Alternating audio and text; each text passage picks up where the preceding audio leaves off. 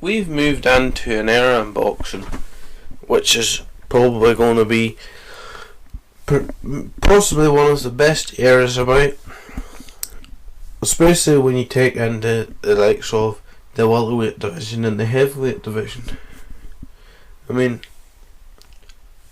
we're in a golden age of boxing, and it's about time, because we haven't really been at a golden age in boxing since the 90s, since Tyson and Lewis and Holyfield were pretty much dominating the heavyweight division. Then you had Vladimir and Vitaly Klitschko dominating the division for about 10 years, and now you got Anthony Joshua, Tyson Fury, Deontay Wilder, Luis Ortiz, and so forth. And this is a booming time for heavyweights and welterweights too. But will it live up to its expectations? That's what I'm not sure about. But I'm going to let this open up into a discussion in the comments. But you see, sometimes there are golden fights out there that never get made. And back in the 70s, that never really happened as much. Or in the 90s. But there was a few fights in the 90s that should have been made sooner. And in the early 2000s, like Tyson Lewis and stuff like that. But for the most part, the fights that should have been made were made. With boxing being as it is now, with politics and everything involved, and rivals between promoters, it can be quite difficult to get the fights that we want to see. But all being well, we do. We are getting the likes of Frampton Quigg and Frampton versus Santa Cruz and them kind of fights, which is good. We're getting the likes of Thurman Porter, and we're getting the likes of, well, we're getting good heavyweight fights.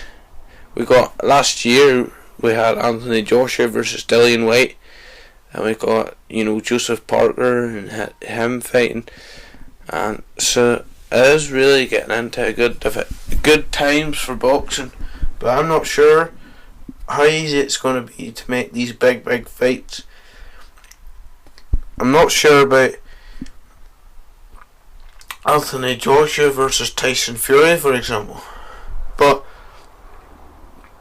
Anthony Joshua versus Deontay Wilder might not be the hardest fight to make, because Anthony Joshua has a Showtime contract, and I know a Showtime contract isn't necessarily a means to getting a fight, but I think with Eddie Hearn's relationship with Al Heyman, it may be possible to get that kind of fight go.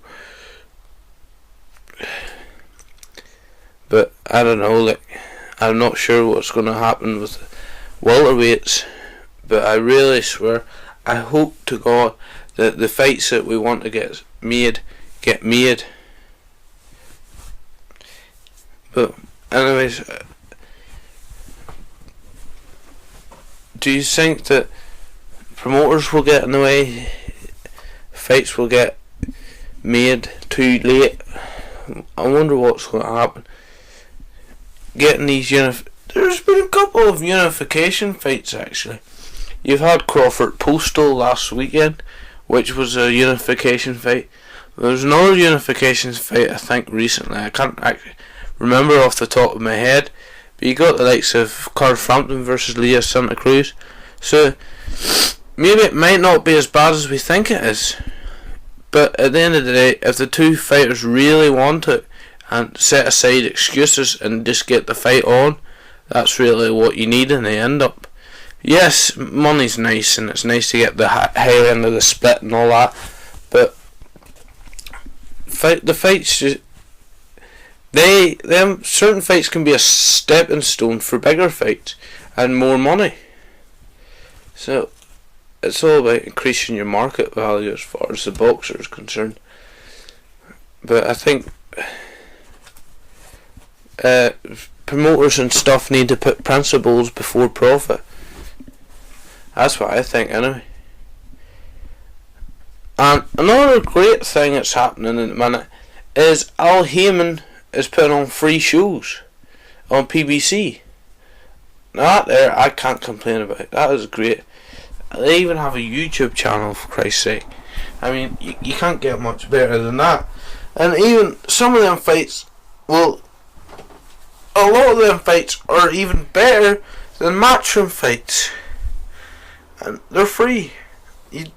And matchroom fights are usually pay-per-view, which is another good thing. But will we see a Tyson Fury, Deontay Wilder? Will we see an Anthony Joshua, Deontay Wilder? Only God knows, because I could see something messing up with the contracts or something.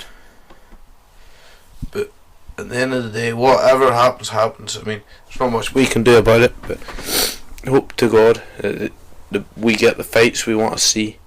And anyways, look, this is Pugilist King. Please subscribe to my YouTube channel for more boxing videos to come in the near future. Thanks for watching, and I'll see you in the next video.